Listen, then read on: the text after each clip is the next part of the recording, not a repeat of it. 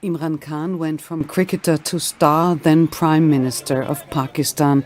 A year ago, he was ousted by a vote of no confidence.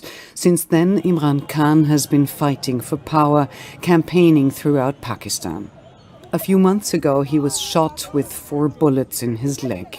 Imran Khan sees the current government behind this attack. There are violent clashes between Khan supporters and the police. More than 140 lawsuits are filed against him, with the intention of disqualifying him from being elected, says Imran Khan when we reach him at his home in Lahore, Pakistan. Imran Khan, is your life still in danger?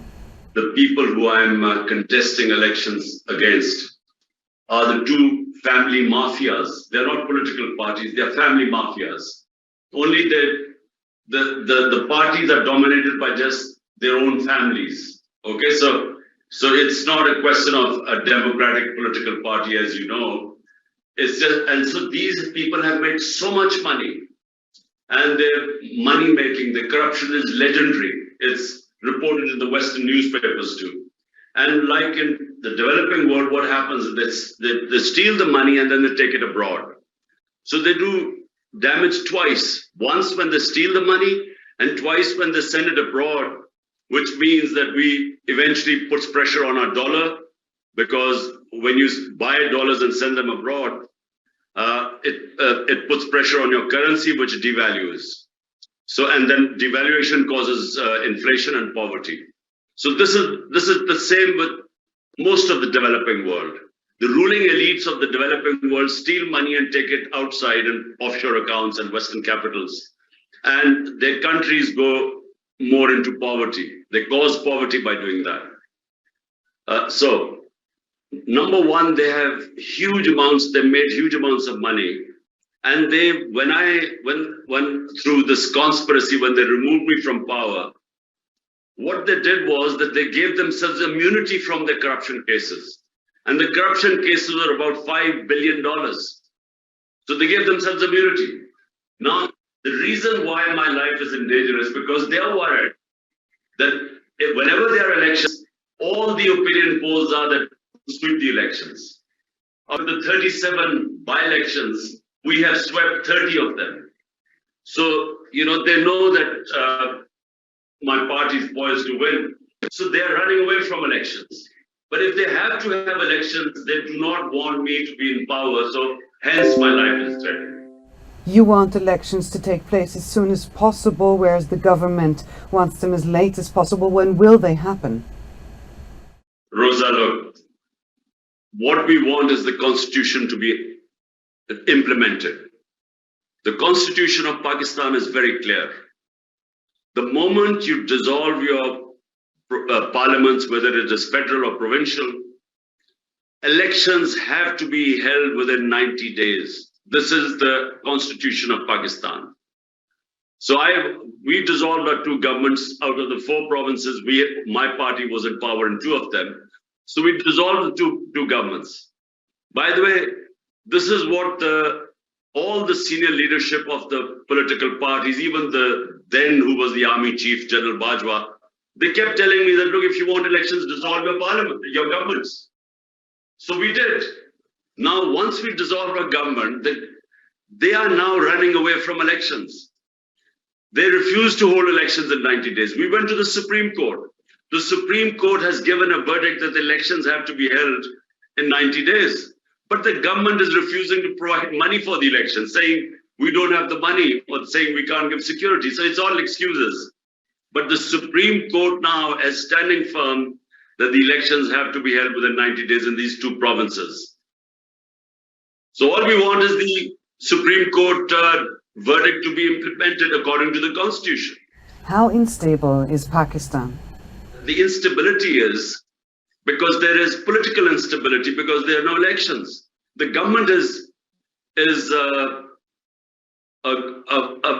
one of the worst governments formed with a 12-party coalition, which means there's no governance there. When you have 12-party coalition, it's everyone having a share of the pie. There's no governance.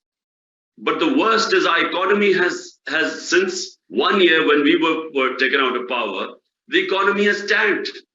So we have the worst economic indicators in our history. We are basically bankrupt. Our rupee has lost 35% of its value in just a space of 11 months. We have the worst inflation in our history of Pakistan, especially the sensitive price index, which means common people, the things that they eat on, or the kitchen stuff, it's almost 50% inflation. So worst inflation, then the rupee falling means, the everything imported, oil, everything has gone up, and inflation is not being controlled. But then the other thing is we have now, from 6% growth rate a year ago under us, it's now gone down to 0.4%. So that means massive unemployment. 50% of industry is closed. So revenues are falling, exports are going down. So therefore, all the economic indicators are going south. Now, the only way out of this mess is to have political stability, which comes from free and fair elections. But as I said, free and fair elections, they are petrified of, because they're scared I will come back into power. There have been clashes between your people and the police. Will the situation escalate? I'll tell you what was the clashes. First of all, there is only one political party in Pakistan that does not want violence, and that's my party. Why? Because we want elections. If you want elections, the one thing that will stop the elections is that the government already claiming there's insecurity. They will claim that they cannot provide security to the country. They're already making that excuse. So if we have political violence, it will give a government the opportunity to delay the elections. So therefore, it is not in our interest for there to be violence. But what it is in the government's interest to have violence. So what they did, they have twice, in fact, 3 times attacked my house. And why have all my people came, the people, 2,000-3,000 people outside? Because why are the people outside my house? So you should understand this. The people who tried to assassinate me, which I told you in the beginning, are all in power. Everyone here believes me that the government will try and kill me again. So that's why the people are here to protect me. This is about, so far, 5 times the police has come to arrest me. Not in my house when I was in Islamabad. And every time people found out, they would rush to my house. Why? Because firstly, they're all trumped up charges. People in this country know me for 50 years. I've never broken a law. I'm the most well-known Pakistani in this country. I'm the biggest fundraiser and I'm the biggest fundraiser in the country, because I have done the biggest charity work. So the reason I do it is because people trust me with their money. So they do not believe that in last 5 or 6 months, I have 445 criminal cases against me. 40 cases of terrorism. So each time the case goes to the court, we end up in a court, the cases get thrown out. Because even a hardened criminal cannot have 15 criminal cases in one day. Even the worst terrorist cannot have committed so many crimes in such a short space of time. So no one believes it.